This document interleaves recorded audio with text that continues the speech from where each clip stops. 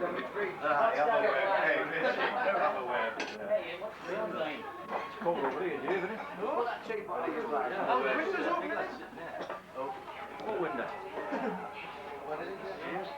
top window.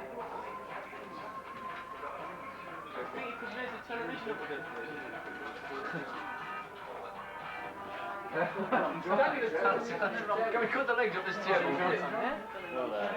Huh?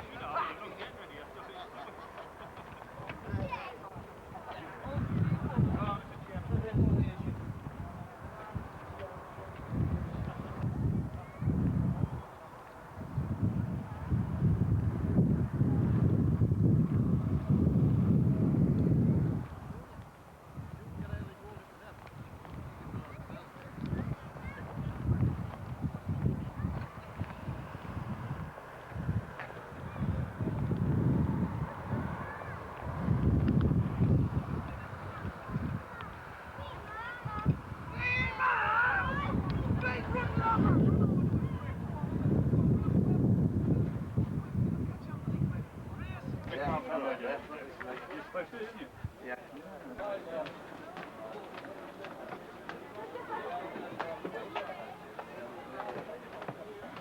Come on, Paul. I think so.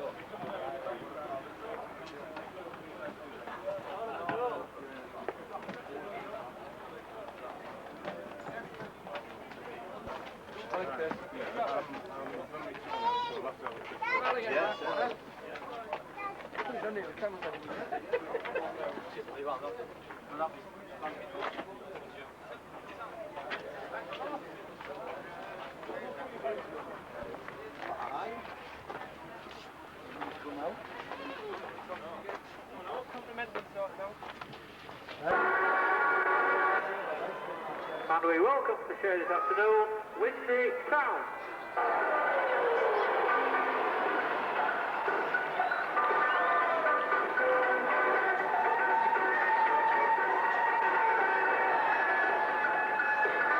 Welcome to a very special Whitby Town recording on this one. I'm Paul Connolly. I'm joined by Andrew Snaith. How are you doing, Andrew?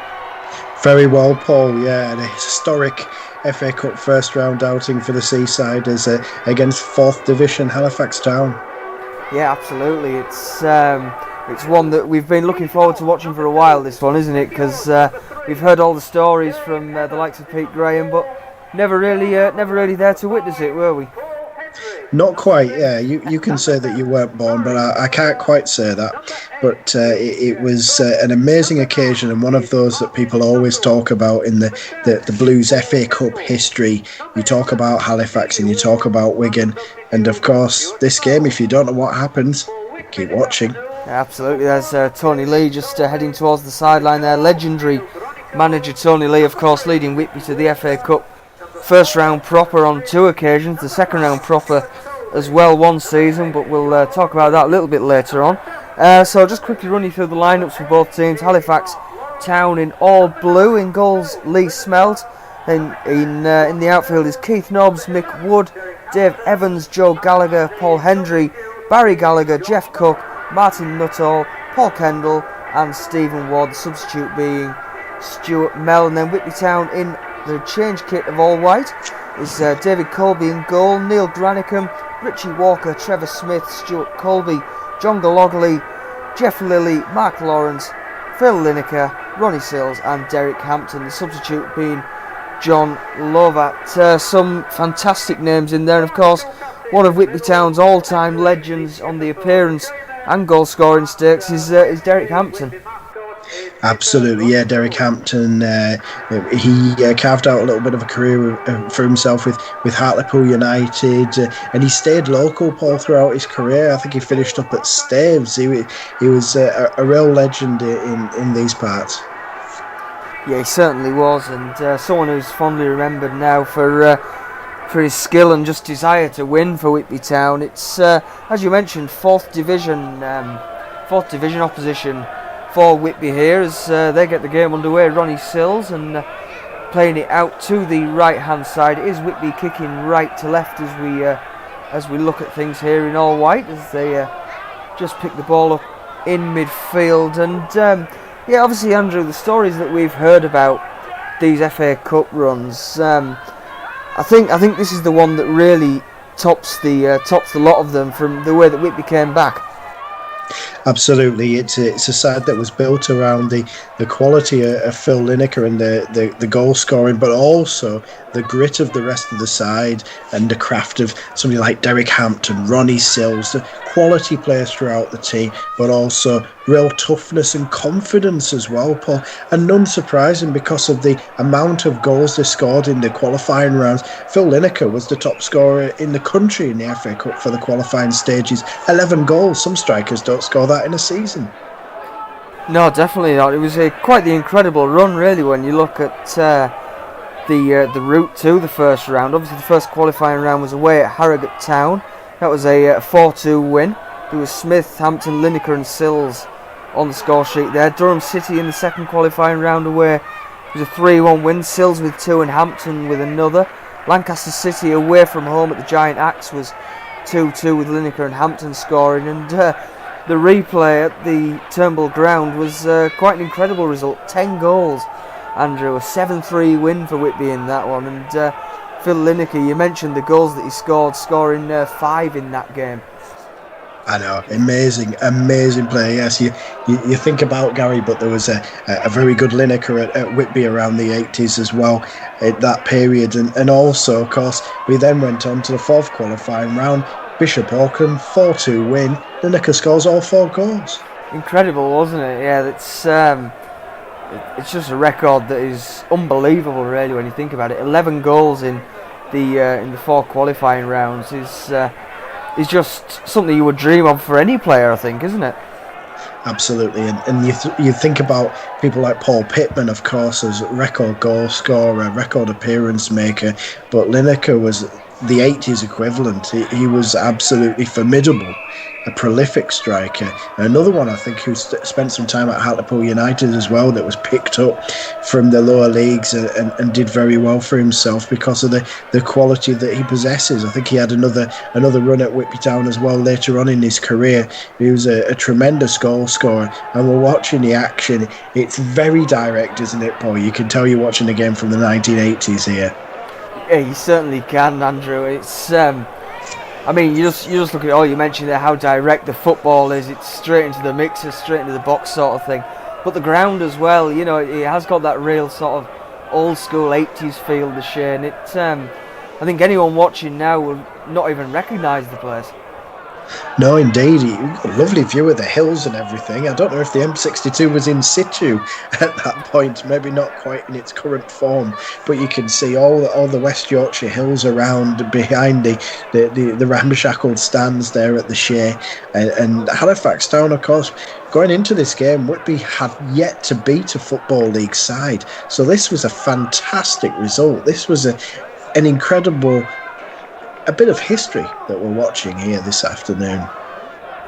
Yeah, it certainly was, and I think it was only their second FA Cup first round appearance. The last one, they managed to beat Scarborough on their way to getting there, and one of the player that we mentioned is Bobby Veart, who scored against Scarborough, and still recounts that as one of his best memories in a Whitby Town shirt to get them there. Absolutely. Well, you mentioned the surname Viet, of course it's a footballing family that's synonymous with Whitby. You've got his brother Billy playing, and of course we've got Craig Viet as well from the second generation there, with that left foot, that quality left foot that he had. And of course Bobby Viet even had international honours, didn't he? Yes, he did. Yeah, played for the England amateur team against Iceland in Reykjavik, which was quite interesting, really, because he'd never actually been on a flight in his life before that. And then I think it was within like a 10-day spell with the England amateur team, he'd been on 13, which was quite incredible for somebody who had never flown before. I was going to say that's a terrifying prospect as somebody who isn't a particular fan of air travel, Connors. That's a frightening prospect. I like them as much as Dennis Burkhardt, but yeah, fantastic, it's incredible. Just shows the big jump in things for him to be able to play at that level and suddenly have that change in his lifestyle. It must have been an incredible time in his life. Yeah, it certainly was, and it's been mentioned in the latest issue of Blue Cerciati, and one person that has been picking up the issues so far, I know he's certainly got issue 1, reading about his hat-trick in the first ever floodlit match at the Turnbull ground, is Ronnie Sills. So a big thank you to Ronnie for buying it all the way out in Adelaide. Fantastic, Super Ronnie Sills. Yeah, keep an eye out for him in this game, because he will strike later on in this second half. So yes, what a fantastic player he was. Another one that, like Derek Hampton, you just hear the stories. A folk legend. He certainly is. Yeah, and just want to quickly mention as well, we are asking for donations just in support of this stream towards Dementia UK. So if you just as much or as little as possible, if you can spare anything, it'd be fantastic if you could just maybe hit the donate button by the side of the stream. It's just the right hand side if you're watching it on the computer. Yeah, great cause, absolutely worth supporting for sure. And you see the tower blocks behind the goal there, Paul. I just wonder if a lot of this landscape is still there now in 2020 as we look back on this classic game. You forget, as the ball's headed narrowly over the crossbar there, you forget that we're looking back on a piece of history. It's nearly 40 years ago. It's crazy to think, isn't it? I'm not sure if the tower blocks are still there, to be honest.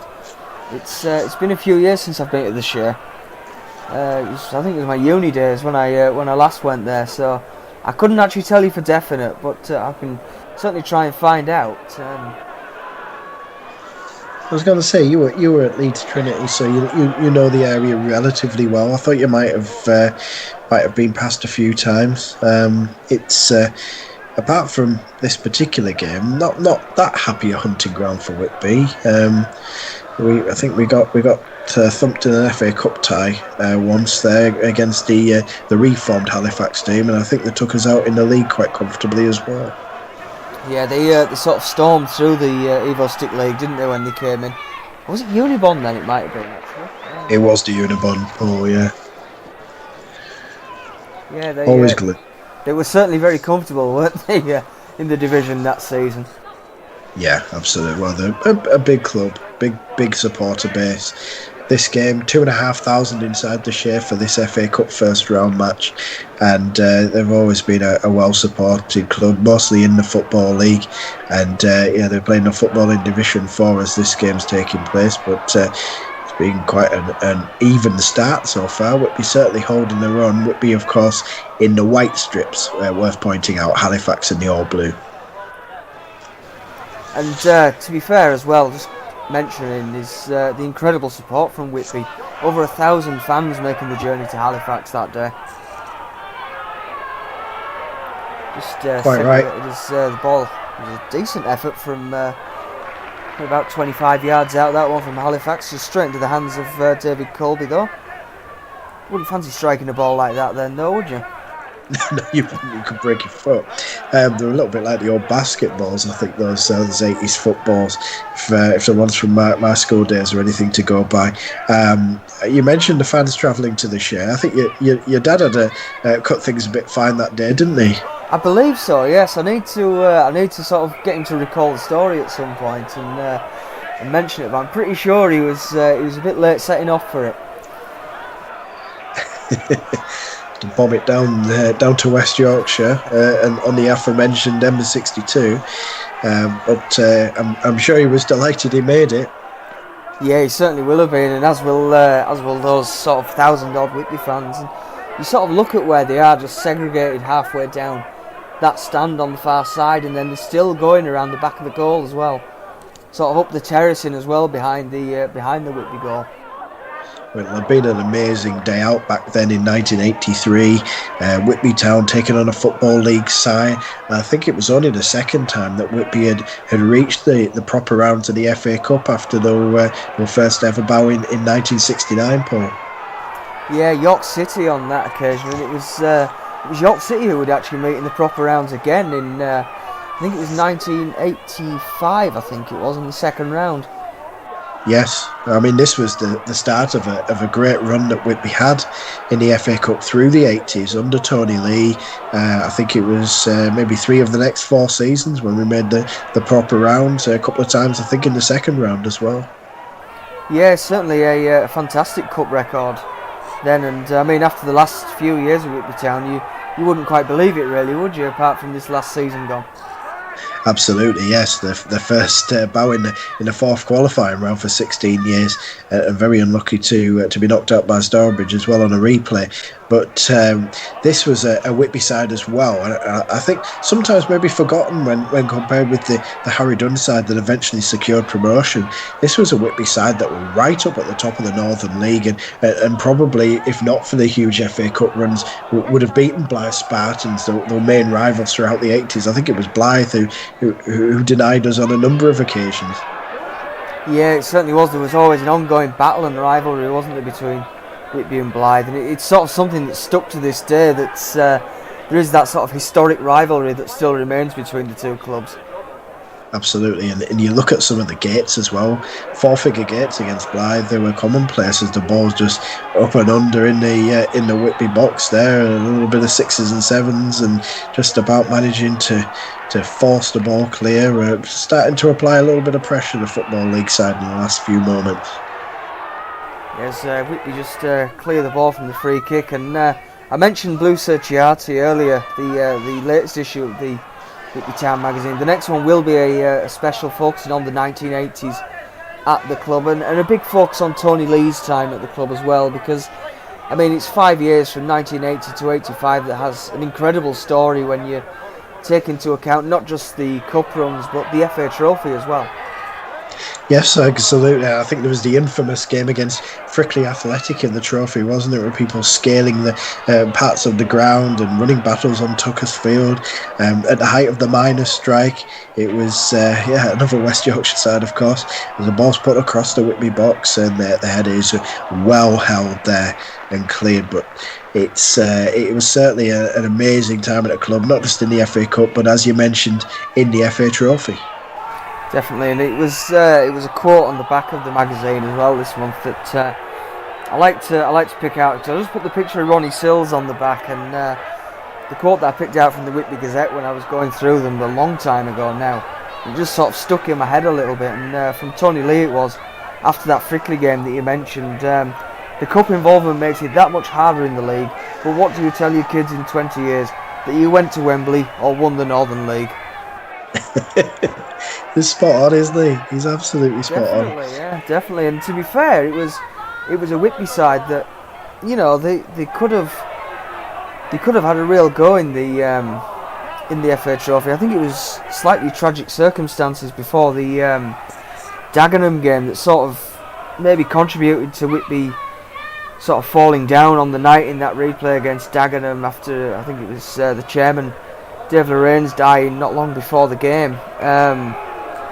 So obviously that certainly put a downer on things, but to get to the quarterfinals as a Northern League club was an incredible achievement. Absolutely, yeah. I think maybe sometimes that game is forgotten because of the FA Cup run and FA Cup runs around that time. But it was a tremendous effort to get so far, and of course Dagenham we saw in years to come would become a Football League side themselves as well.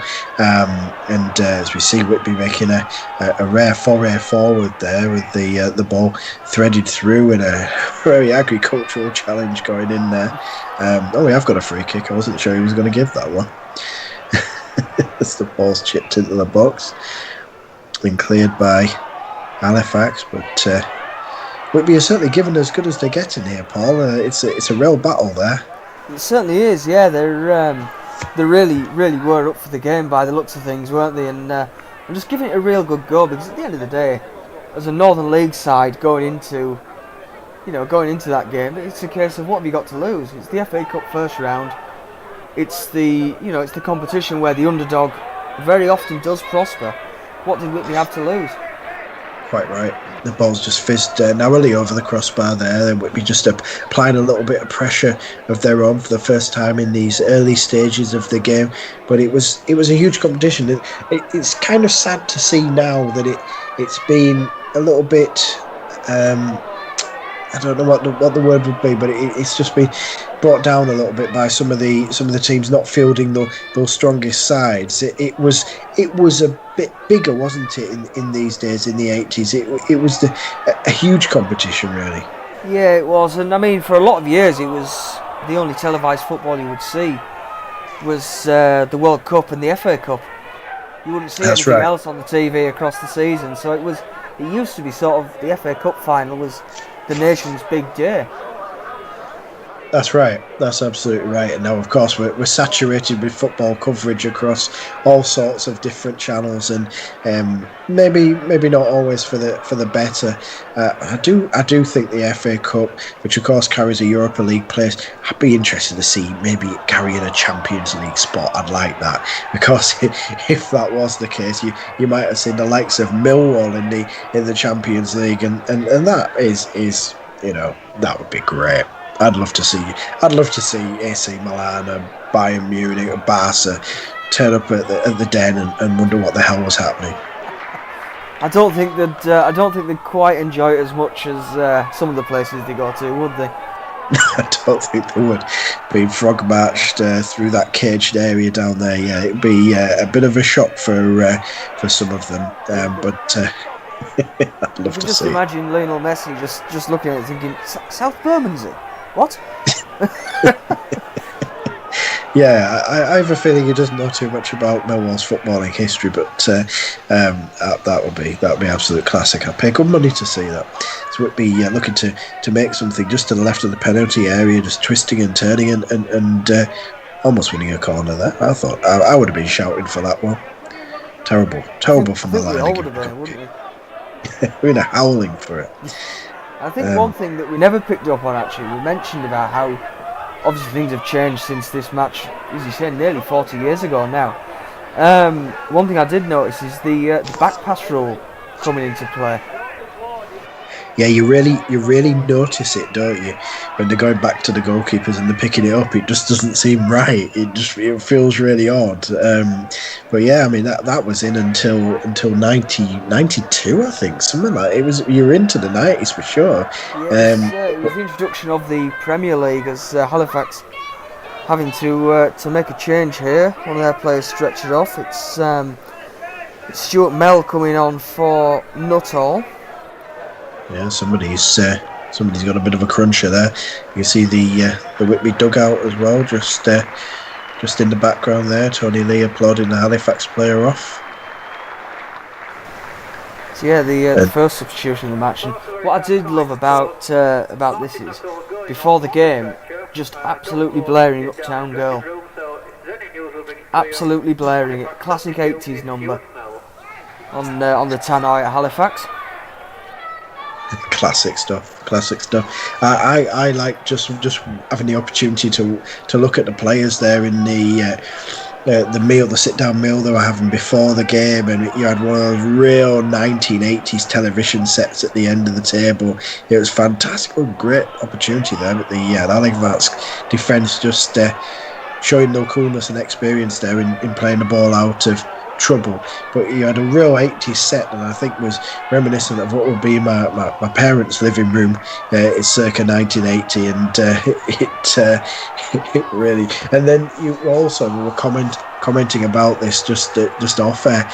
The facilities there that looked perfectly fine, and then he panned out and he saw some cars that Gene Hunt might have enjoyed, and obviously, you know, the dress sense and the hairstyles of the time, you suddenly thought, oh yeah, it is the early 80s.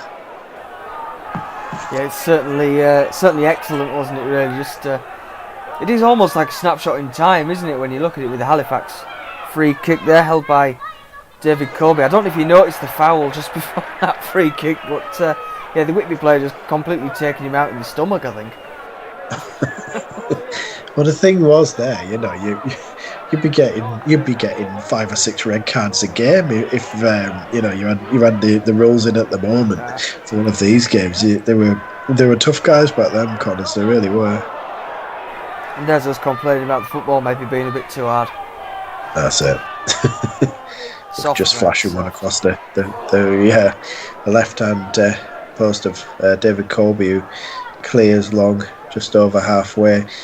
It's been roughly equal, I think, in this game, Paul. I don't think anybody who was just watching this game at random, not knowing who the teams were, would assume that Halifax were the league side and Whitby were 4 levels below. You certainly wouldn't be able to tell, would you? Definitely.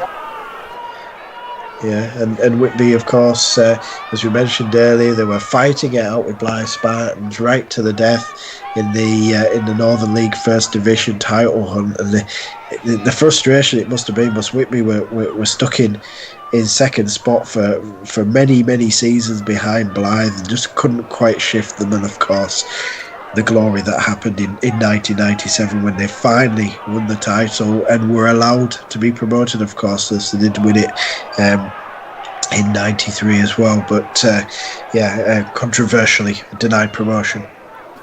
Yeah, they certainly were, and I think that's a topic that's going to come up in probably issue 4 of the magazine. Going to take a bit of a deeper dive into that particular story then. It is quite an interesting one when you look at it, and yeah, it's one that I'm certainly interested to hear a little bit more about. Yeah, be interested to know where to place the blame, really, whether it's the Football Association, the Northern League, the Northern Premier League. It certainly wasn't the Seasiders.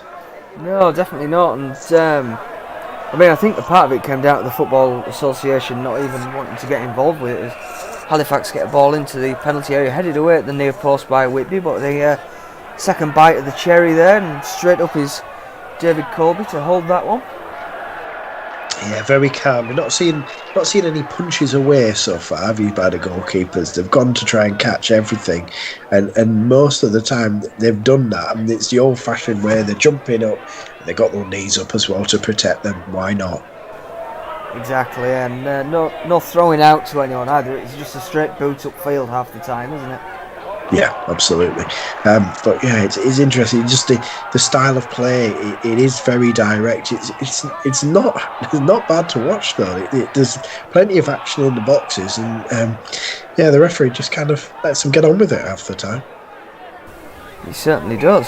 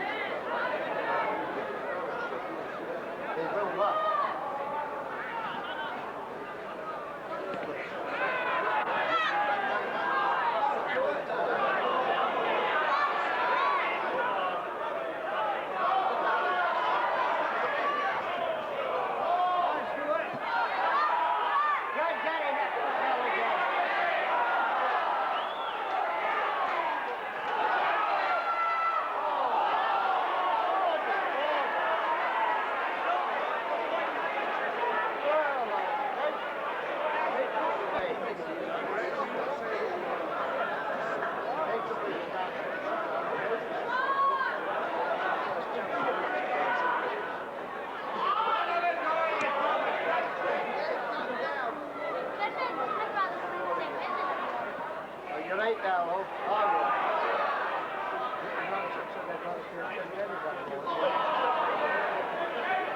Well, every time it comes down here, I know this train is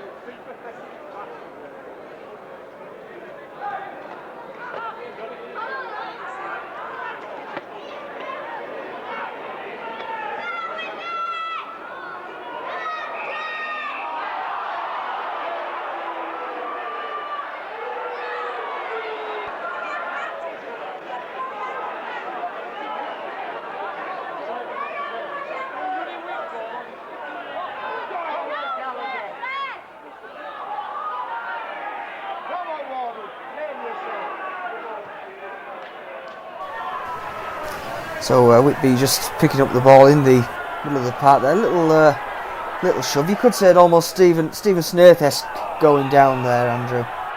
Yeah, a little bit. Quite a robust challenge, though. I like the fact that the referee let the first one go, which was a real cruncher, and then he penalised the second one, which was even worse.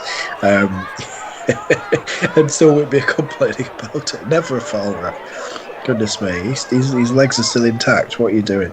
Ball just chipped over the top here, and Whitby doing well. They're playing their way out, aren't they? They're not just hacking the ball clear. They're trying to play a little bit of football over on that right hand side, just holding up the home team with a little bit of fancy footwork though there, and the ball's just chipped to the man who's been left clear, heading the ball down. That's some really good hands from Colby. He's done really well to get down low and hold that ball. Certainly has, but good work from Halifax. It has to be said. Just as you mentioned, the ball chipped into the penalty area, headed back across, and the first time shot there was it certainly did bring a good save from David Colby. Yeah, he held on, and I mentioned that he's been catching the ball rather than punching. I think a lot of goalkeepers would have parried that ball there, and he managed to hold on, and I think it's fair play to him. Did you hear though? Header there, and yeah, that's 1-0. It's Stephen Ward with the opening goal. It was the header back across there from it was Paul Kendall with the header back across, and it was Stephen Ward just to put the ball in at the back post for Halifax to make it 1-0 just on the stroke of half time as well, which you can always say is a blow for any side. We just see that again there, Kendall with the header back across. Good work from him, and then Stephen Ward, almost a poacher's finish at the back post there, Goose. Yeah, just stuck out his left boot, didn't he? But he directed it nicely into the roof of the net. Whitby just left a little bit open there, and it's so easy to be, weakened by conceding right at the end of the first half. But as we're going to see throughout this presentation, Whitby definitely didn't let no heads drop. No, they certainly never. As Ronnie Sills just gets a talking to from the referee there. Whitby number 10. Whitby number 10 for many a year as well, Ronnie Sills, as we mentioned earlier on.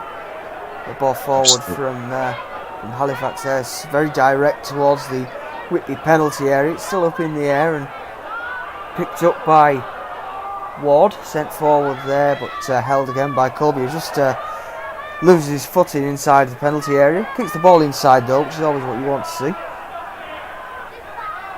Picked up on the left hand side, sent forward, headed away by Halifax, and unorthodox, shall we say, that header from the Halifax man in the middle of his own park, back towards his own goal. And that was the thing about the back pass rule. Deliberate back pass there, and picked up by the keeper. It just doesn't feel right, does it? Just watching it, and no problem with that. But it was actually quite a clever and very confident piece of defending. Certainly was. The ball's up in the air again here with Whitby and headed out for a Halifax corner. You just see Whitby under the cosh late in the first half. Yeah, Halifax have certainly found their energy so far, haven't they? Yeah, they've been buoyed by that opening goal, clearly. A little bit more belief about them. I mean, why the 4th Division side wouldn't have much belief anyway, but it's just really boosted them, and as Whitby step up just at the right moment there to force the offside and the free kick. I think Tony Lee might just be thinking, I want to get them in there at half time now, we can regroup ready for an assault in the second half.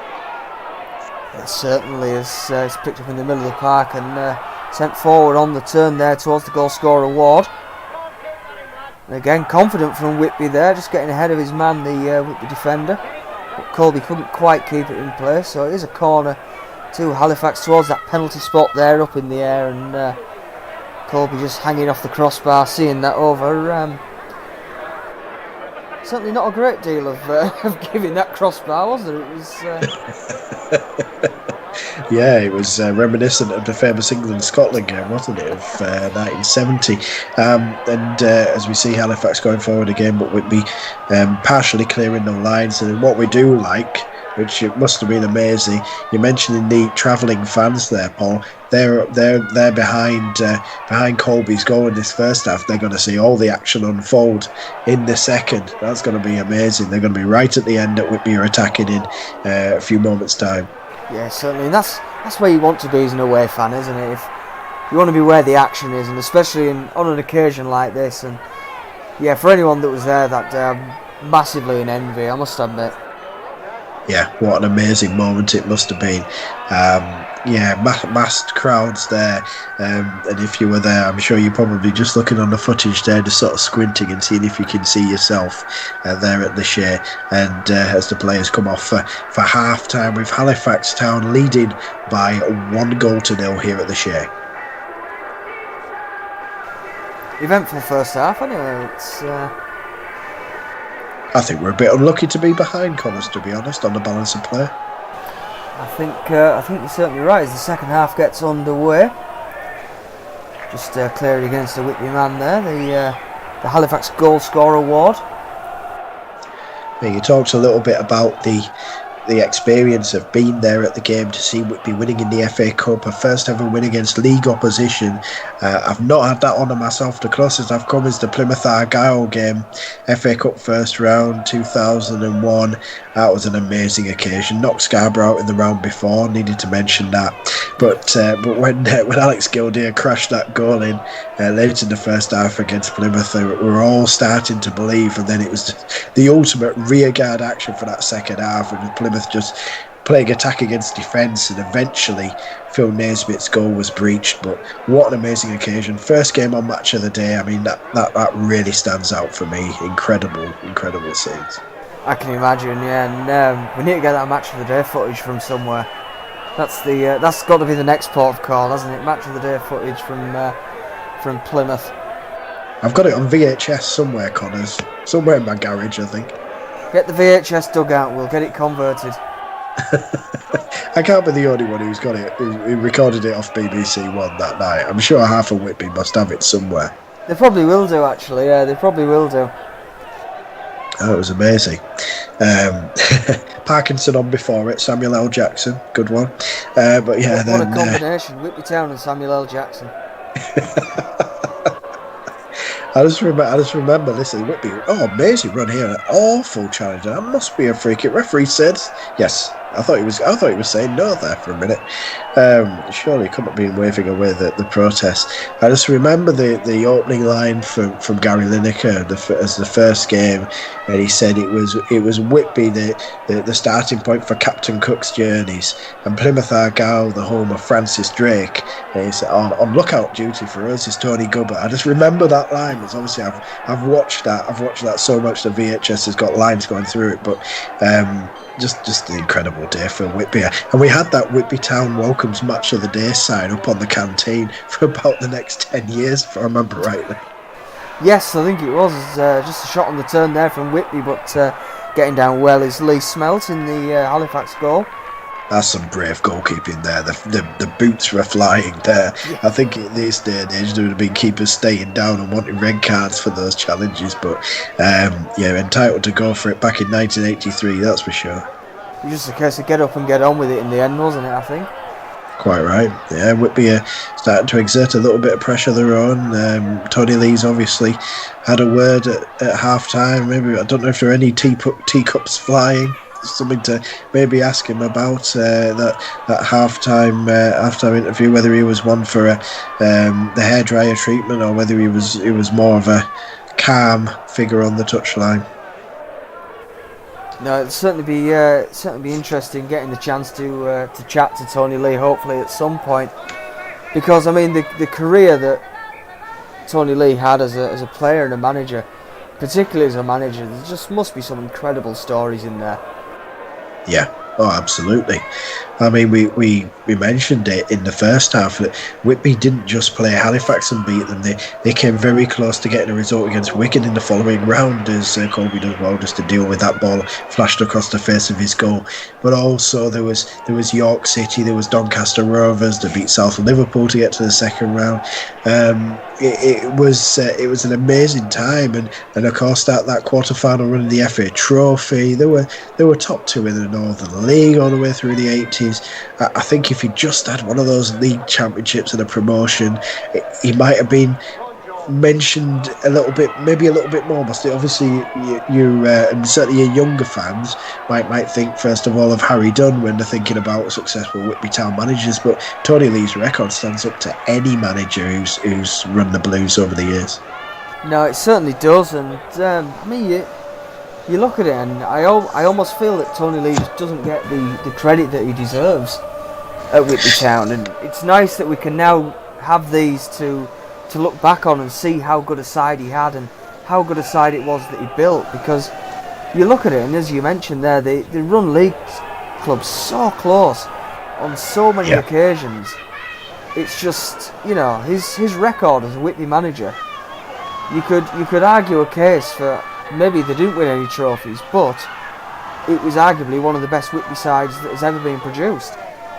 Absolutely, and Whitby showed a great example of the smash and grab on the break here. Lovely turn from Lineker, and then the Halifax defenders just about got back. But absolutely, yeah. It was. If you look at the names in that side, there were some really good players, and so many of them went on to play Football League. The standard was very high back then, wasn't it, in non-league? It certainly was, yeah. There was some excellent players, and you look across the Northern League, and there was players at South Bank that ended up going on to win the league with Whitby later on, and for so many years the Northern League, and still is to be fair, was, for so many years it was one of the strongest in the country at non-league level. And you just look at the FA Vars now and you can argue that, at that step in particular it certainly still is. Yeah, and what you didn't have back in 83, I said Whitby were only 4 divisions below Halifax, because there wasn't the Conference North, the Conference South. The conference itself had only just been brought in at about 15 years before, so it was a relatively new thing to have that in place and the automatic promotion and everything. It was still in its infancy, but what you had was less turnover of players didn't move that much. They stayed in the local area, they stayed at one club for a long time. They always bemoaned the lack of loyalty in football. Well, it was around in the 80s. In the early 80s you had players staying at clubs for years and years and not transferring up as Halifax try and get the ball in from the right hand side, but ultimately cut out. You had that turnover, that lack of turnover of players. So you would have maybe a small town like Whitby, if they had the right side together, they could stay together for a number of years. And as we saw with the results that we had through the 80s, this side did stay together and achieved amazing things. Yeah, they certainly did, and Whitby just picking up the ball. And something else that I just sort of ticks over in my head every now and then is when you think of Whitby Town's very good sides, or some very good memories in terms of Whitby Town. A lot of the time you can associate the all white kit with it as well. If you look at it's a strange one. When they won the Northern League in 92-93, it was the white kit then. The FA Amateur Cup final, the white kit. These games here, the white kit. And another memory that certainly in our lifetime and in our time supporting Whitby is the Buxton away game, the Great Escape. Again, the all white kit, which it seems to be synonymous very often with successful Whitby sides, or Whitby sides that are making such memories. Yeah, absolutely. A little bit like England when they wear red. It is just that little bit of good luck associated with that particular colour, and it was good that Whitby they've had a white away kit historically for a number of years. They haven't really changed their away colours too much that I can remember. You have some teams, I won't mention any names, Man United, who change their away kit colours all the time. No third kit, they have European kits now. What's going on there? What's that all about? Crazy, isn't it? Absolutely crazy. But Whitby, blue home shirt, white away. Boom. No messing about, is there? No. And that brings us on neatly to the new ones for this season, Connors. I love them. Those new area kits, they look absolutely fantastic. I really like them. I'm not sure which I prefer. I really like the blue with the different tones of blue, the horizontal lines down. But I love the new strips. They look brilliant. It's almost like it's got that sort of perfect mashup between modern and retro. It's just found that middle ground nicely with the sort of the Kappa style bands on the arms, but obviously the sort of the redesign of the Sampdoria look. I think it looks excellent. Yes, I think it brings it together quite nice, actually. And I mentioned Man United there, and it does that blue shirt. I'm sorry to mention them, Connors, but it reminds me of an old Man United away they used to have. Halifax have doubled their advantage there. It was a good. It was. Oh no, the referee's bringing it back. I think the referee's brought it back here, Connors. Yeah, he has done. Yeah, the ball, the goal ruled out there, I think. Yeah, bit of frustration from the Halifax forward. There's obviously a foul in the build-up, but we get away with one. But it reminds me of that new home kit, Connors, the old Man United blue. I think it got compared with the beach towel by some, but I like the the different tones of blue. It kind of reminded me a little bit of that, but it's the same. It's got that 80s style sort of surrounding design up and down the sleeves. The white away, lovely. That could be an 80s kit. It looks pretty timeless, that white away. It certainly does, yeah, and hopefully some success to go with it. You never know. Well, that's it. The history of the white away kit, will it continue this coming campaign? Of course, all change at Whitby, even off the field as well. Eddie McNamee calling it a day as chairman, but staying as vice president, which is great news. All the work that he's done, I'm sure you'd like to just mention the terrific achievements that he's had at the helm. Yeah, certainly he has been fantastic, Eddie. He's done a great job with Whitby Town. You look at where the club was 2 years ago compared to where it is now, and you cannot fault his efforts. And the same for Graham Hinchliffe as well, who stepped down as CEOs. The ball's just cleared out for a throw in there. But I mean, both of them done fantastic work to bring the club back to an even footing and to get the town back involved and the people back involved as well, and obviously that FA Cup run was an absolute dream for Eddie, because I think he was having sleepless nights about not getting one again. Yeah, absolutely. But the amount of money that he's fundraised over the years, and I'm sure he'll continue to do, it's a real tribute to him. They've got the academy in place now that they always wanted, and they've also, I feel, a real closeness with the community, Paul. And I think you went out into the community with Eddie when they were distributing those tickets to many of the school children in the area, and that's got to help as well. Yeah, it certainly does. It just shows that the club gives back as well, which is always something crucial. I mean, the football cards that Eddie's been doing show that the club is giving back. As Halifax just have a corner over on the far side. It's swung out by Gallagher there. The header comes in. It is 2-0 to Halifax. It was Barry Gallagher's corner. It was met by Dale Evans. 58 minutes gone, and it's 2-0 to Halifax. And here's the mountain to climb, Goose. Yep, last half hour. Oh, I wonder which way it's going to go. But yeah, last half hour.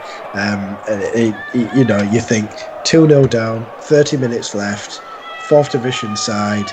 They've scrambled one in against a run of play again. A little bit lucky, I think. A little bit fortunate. Possible foul on the keeper as well.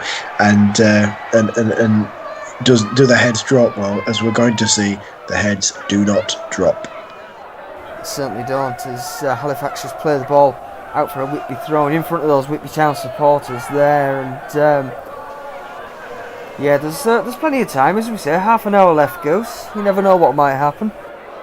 Indeed. But you wonder what Tony Lee's thinking there. Is he thinking of changing things around? Does he think that they should be almost reducing the arrears there? Well, that was a lovely piece of play, chipping the ball up and a little half volley, right footed, just past the post. But whether he's thinking of changing it or whether he keeps faith with the players who I think are unlucky to be 2-0 down at this stage. Yeah, certainly. I mean, one thing you have to remember as well is when Tony Lee looks to his bench, he only has one substitute to choose from. Of course, in the days of one sub still at this point, so he was certainly limited for options back then. Yeah, and the Blues have cleverly taken out their player in the early stages, so they've already used their substitute. There you go, it's tactical foul. But yeah, we're going to see the Whitby masterclass in fighting back from 2-0. Derek Hampton there on the turn, just from a cute angle, and just rifles it into the bottom corner. The Whitby fans going wild over on the far side. But a fantastic ball forward there, Goose. And what a turn from Derek Hampton, getting into that tight angle, and a great finish as well. I think that's the goal of the game so far. Hampton's finished it beautifully. And Whitby, crucially, getting back into the... There you go, the skill there, and he smashed it into the bottom right corner.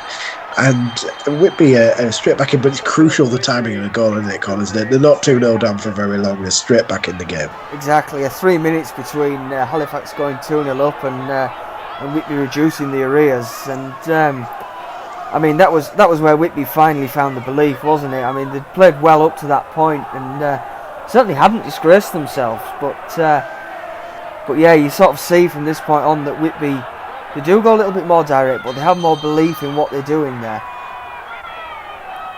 Just, I think it's Ronnie Sills there battling for it on the far side, so getting it towards the penalty area, headed away by Halifax. So picked up by Whitby now and just looking to get that into the box, but blocked for a corner, and then a ball forward held by Lee Smelt. It's interesting. I wonder what's going through the minds of the Halifax players and supporters, Paul. Was at 2-0 they're thinking, oh, that's probably game over now. 2-1 they're thinking, well, this isn't over by any stretch. Well, certainly, as Whitby just holding the ball on the far side into the penalty area now, just headed down, but almost looking to pick that up. Whitby, Halifax do though. I think they won the free kick though, Whitby. Yeah, just a little niggle there. There's a strong challenge came in from Whitby themselves. I think that could have gone either way, but useful position here. Can the Seasiders level things up here? We go into this last 20 minutes of the game, and this historic occasion. You're watching the FA Cup first round action. Whitby Town away at the Shay, 4th Division Halifax Town. The ball's across the face of goal. Desmond. Yeah, it was fantastic. Ronnie Sills with that one there. Trevor Smith centering the ball, and Ronnie Sills making sure it was fired home. And just look at the Whitby fans behind that goal going absolutely mad. You'd just love to be in that, wouldn't you? Just look at this one again. The ball played back over his own head, and then Smith in and sliding in is Ronnie Sills just to make sure it finds its way into the back of the net. Amazing scenes, Connors. Absolutely amazing scenes. And I have to say, some of the Halifax fans there in shot there were applauding quite politely there, and they're probably looking at each other and thinking, oh, bloody hell. This is a bit of a worry, isn't it? And it's something that, classic FA Cup games is something that, Whitby have started to sort of find themselves involved in really over the years, isn't it? Because you look at the games in, recent years, this last season just gone was Gloucester City, that incredible night, and the replay down in Evesham. I mean, look at other games like the Hull 8-4, even the Plymouth 3-2 away from home, and this one itself, some fantastic games. Yeah, absolutely, and they're the nights you remember, aren't they? Those games. You've conjured up all those memories and all those famous occasions, and there'll be people listening and watching and remembering where they were, whether they travelled, whether they watched it, whether they listened on the radio, and all those famous commentary moments and all of those famous players and names. It's incredible, and it just brings back all the memories, and it's those occasions that make them 7-0s at Guiseley and those awful times all the more worthwhile when something incredible happens like this. Yeah, we won't mention some of those FA Cup defeats in the past because they are still sore points, some of them, but yeah, like you say, games like these do make it absolutely worth it for any supporter that any supporter of the club, but even in particular the ones that have endured the tough games, the likes of the Pennistons and those sort of fixtures. Yeah, and look at this. There's about a quarter of an hour left in the game. Who's starting to look a bit leggy? It's not Whitby, is it? They're looking absolutely full of confidence and energy, and they're thinking to themselves, we can win this. Just completely buoyed, weren't they? It was, like you say, obviously that quick turnaround. The 58th minute, Halifax double their lead and go 2-0 up. The 61st, Derek Hampton pulls one back, and then the 64th minute, it's 2-2, and all of a sudden there's everything again for Whitby to play for, because that mountain has pretty much been climbed. Yeah, Halifax still a little bit shell-shocked, I think. And surely they can't have expected this, but if they've done the research, they would know exactly about the danger that Whitby possessed. Derek Hampton, Ronnie Sills. Well, we'll see if Phil Lineker has something to say later in this game, the third member of that Holy Trinity. Yes, certainly, and just cleared there by Halifax, looking to pick it up though over on the far side and send it forward. 2-2 in this one. As I say, it's been a while since we've commentated on any sort of football, Goose, so it's nice just to watch a football match and have a chat about it and reminisce a little bit as well. Yes, absolutely. Yeah, it was. It's been 5 months, nearly 6 months since the lockdown, and it's just going to be great to be able to go back to football. When that will be, we don't know. We hope it will be in September. It might be October. It's still a little bit vague, isn't it? I think the penciled in date is September the 19th for the start of the league season, but that even seems in a little bit of doubt at the moment. Yeah, it's there's certainly quite a few question marks over when the league will get back underway. I think they've proposed 3. I think the FA have proposed 3 different options to DCMS so far, but just Lineker there looking for a free kick. But yeah, 3 options so far, but I think there's about 5 different contingency plans. So it seems as though, the FA are well planned and don't want football to resume at non-league level without fans in, which is obviously vital to any club. Yeah, and absolutely spot on and desperately needed. The Premier League can go an entire season, I think, without fans in stadiums, and I don't think it would be any the worse for it financially, maybe as a spectacle, of course, but they get their money through the TV, and to a lesser extent that's the case for the Championship. But once you get to League 1, League 2, and possibly those lower football leagues are going to be the ones where there's the most problem, when they have up to 10,000 fans and above wanting to go to games. Someone like Sunderland and Portsmouth with big 20, 25, 30,000 in grounds at that level, they're going to have problems. But I think at our level, we've got just over 2,500 capacity, and I think if they're talking about a third of the ground being allowed in, then that should be absolutely fine for most clubs at step 3 and below, and probably a few above that as well. Yeah, certainly, and hopefully we can have some news on that soon, but obviously it all depends on how the situation keeps on developing, doesn't it?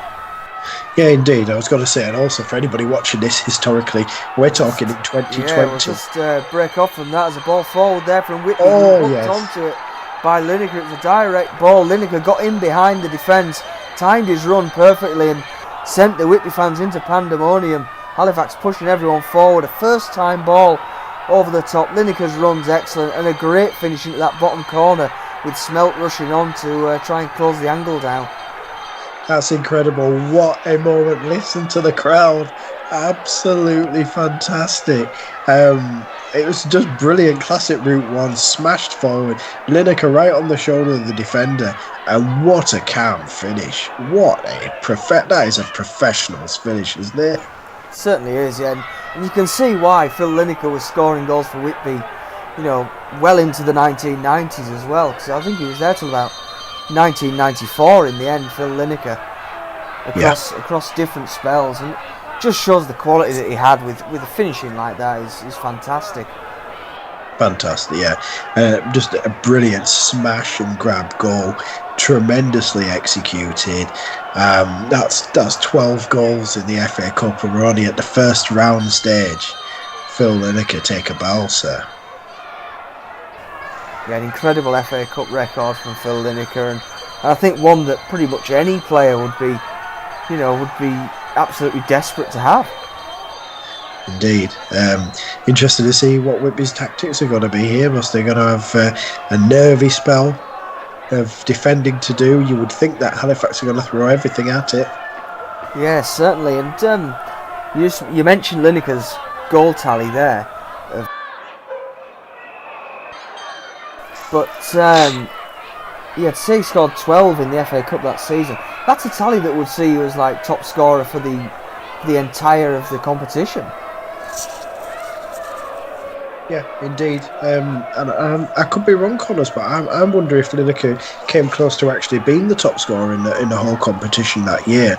I think he was in qualifying, but I don't know if he was for the whole competition. I think it's certainly something that's worth looking into, isn't it? I can tell you a man who might well know. Stephen Holliday might well know.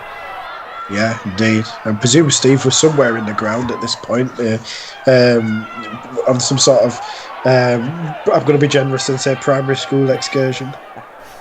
You never know. We'll have to get on to him about that and ask him.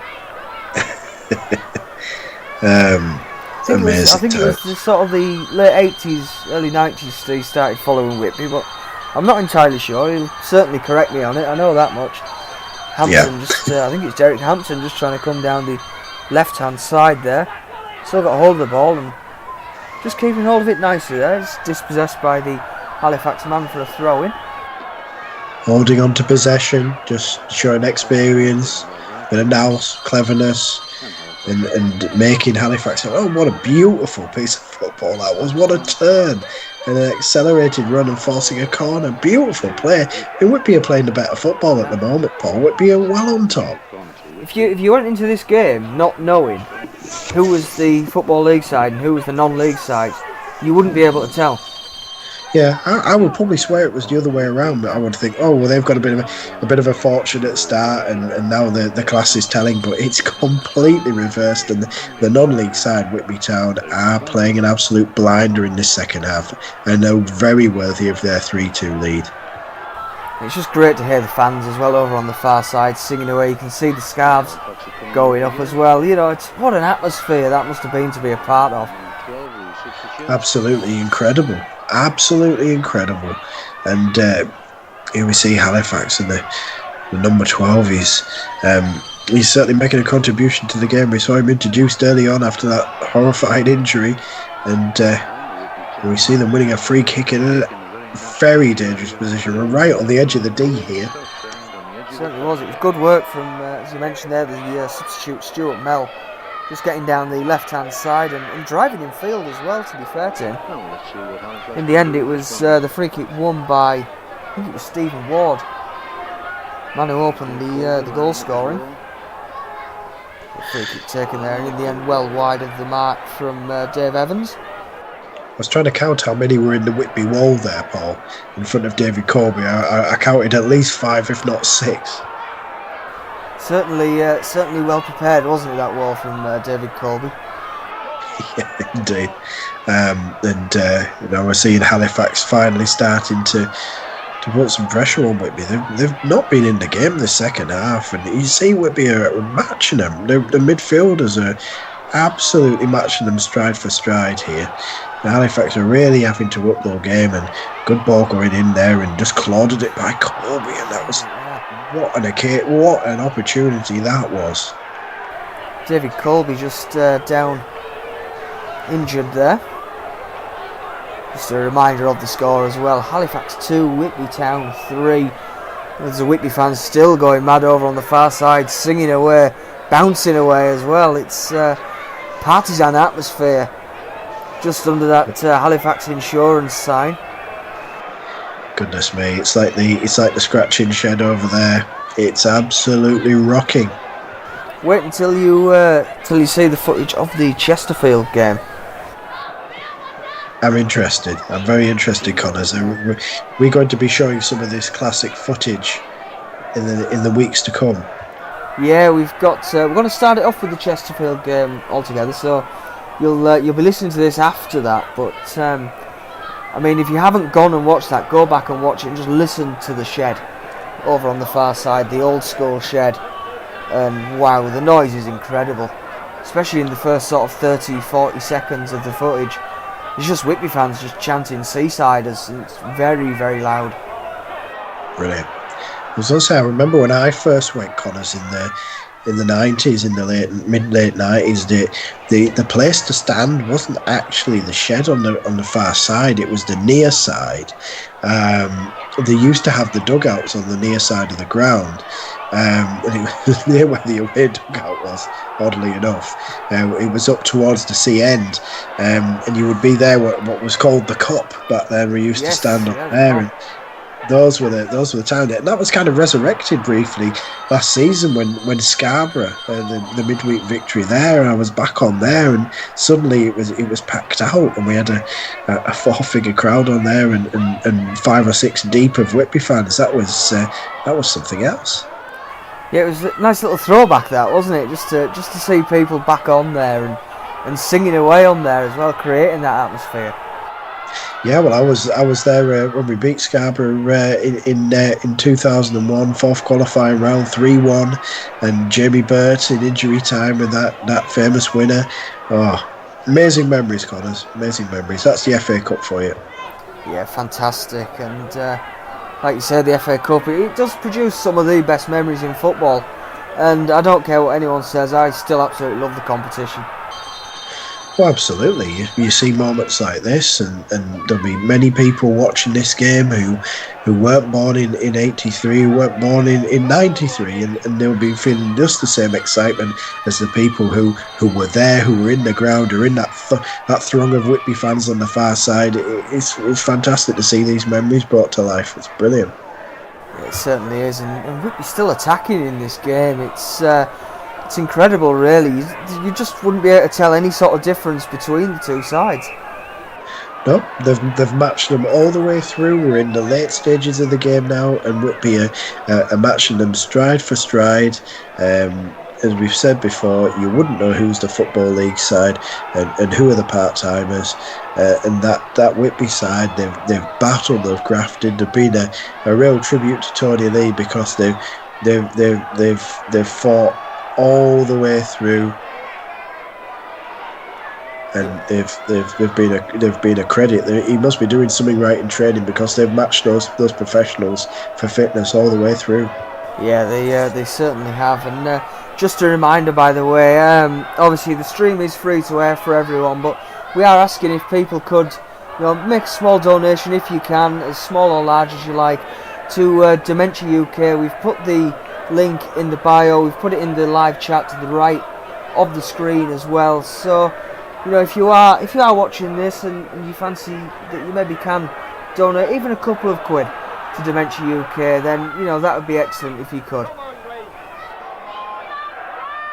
Yeah, and people have been so kind with the donations to the club over the summer. They've kept it going. It's no exaggeration. A 5-figure sum being raised in 4 or 5 months is terrific. And yes, if you can spare some money for Dementia UK, it's a very deserving charity.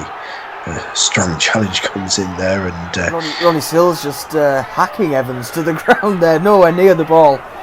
I think that's what you define as a striker's challenge, isn't it, that one? Absolutely. Halifax with maybe one last chance to whip one in from the left hand side, another one that Whitby are going to have to defend strongly, and they have defended strongly in this game. The goalkeeper's been strong, Colby. He's been tough. He's made good saves. We forget those ones he made early in the game, though, to his right. Tremendous save. His handling's been excellent, I think. Yeah, it certainly has. He's done a fantastic job in the Whitby goal, and there he is up again to pick that one out of the night air. Yeah, it's fitting really that he's going to be with the ball in his hands in these final stages. Yellow top, white shorts, white socks. Whitby in the famous all white colours that we've seen so much success yielded there, looking to just pinch a 4th at the end. That would have been amazing. But those Whitby fans, probably very nervous at the moment, waiting for that final whistle. That trip up the M62, that's going to feel very short indeed. There might be a few sherbets consumed, no doubt.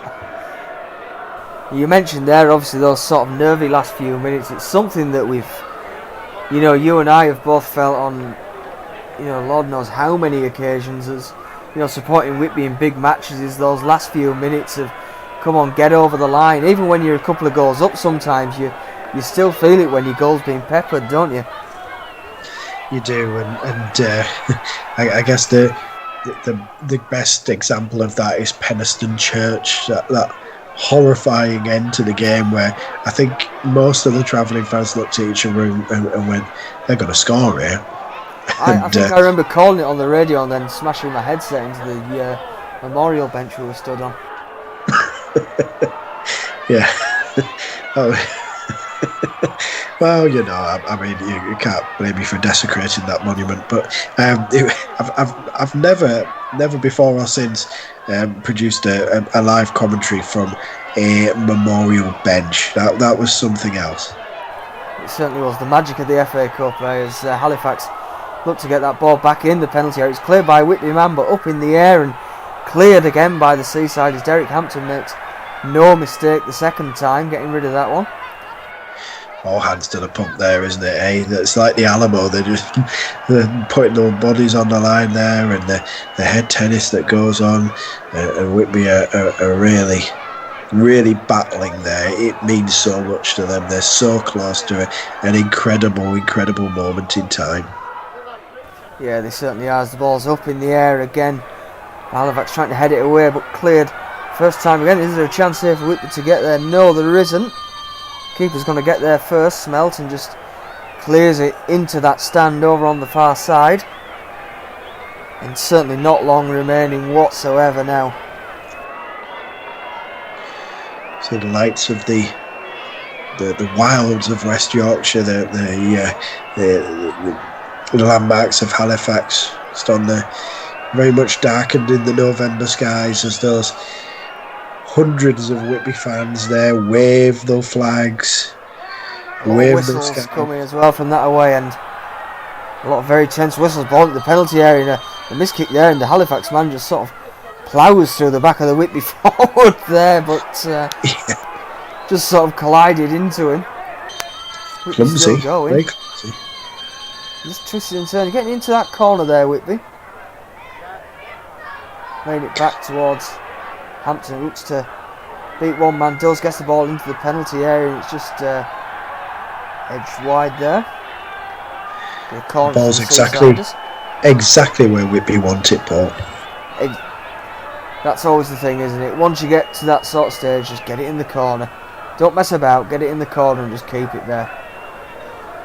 Absolutely. Save as many kicks as you can. Yeah. Take your time, keep the ball. That's what it's all about. Whitby fans still going over on the far side. That incredible spot. Halifax fans leaving the ground in front of the camera there. We can see who's sneaking out. I think is the one you would choose for that.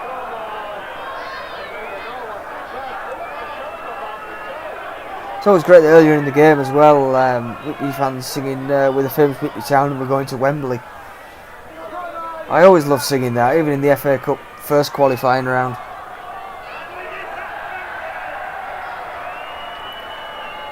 Just be throwing over on the far side then for Whitby, picked up, taken there and sent forward. Hampton battling for it but cleared.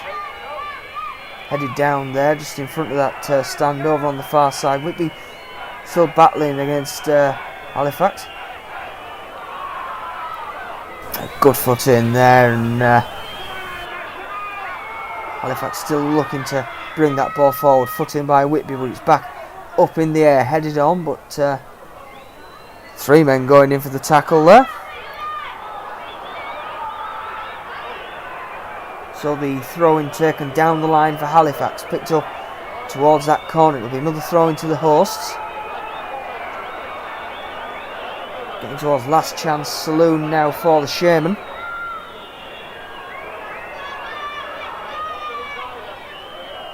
So throwing up in the air there. Whitby going to look to clear this one and do so. Out for another throw into Halifax. Ball retrieved from just under that AO Crowther sign. So the Sherman in possession now. Arms being thrown around by the young Halifax Town supporters in front there, but going to send this one towards the penalty area. Ricochets off a Whitby man. Sent forward there. A Granicum header from the Halifax man. It's picked up by Mick Wood and back towards the keeper, Lee Smelt. He's going to go direct with that one, punts it forward. Header won again by Whitby and lofted up in the air. Halifax desperate to get something from this, sending it down the line here. It's going to be cleared by Whitby again for a throw-in on the near side this time. Trying to speed things up here is Mick Wood. Going to get it back first time ball towards that penalty area, and easy enough for David Colby just to take in his arms, much to the cheers of the Whitby Town supporters over on the far side. Sends it long now, Colby towards halfway, taken down very well there. I think it was Richie Walker. So it's out on the left hand side now for Whitby and sending it forward. Cut out by Halifax, but it's going to be picked up by Hampton. Looks to beat his man there, but held off the ball in the end, and it's sent forward by the hosts. Whitby win it back though, still battling for this Whitby. You wouldn't believe that it is towards the 90th minute and they are the non-league side. They look as though they're still going for another, just to maybe put this result in doubt. So on the left hand side now, to turn infield there and put it across the face of goal and one into the penalty area. It's out of play though for Whitby. Cleared for a throw-in. Whistles from that Whitby end towards the byline now. Just going to keep it in the corner again here, Whitby. Waiting that full-time whistle.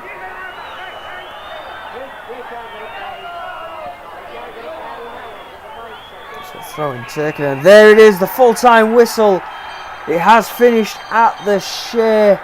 Halifax Town 2, Whitby Town 3. Look at the Whitby players over on that far side celebrating with their supporters there. You can see all arm in arm, even a young Dave Logan there, a name that we came to know once again a few years down the line, Dave Logan. But look at the celebrations in that Whitby end. It's absolute pandemonium. The blue and white scarves are up and down.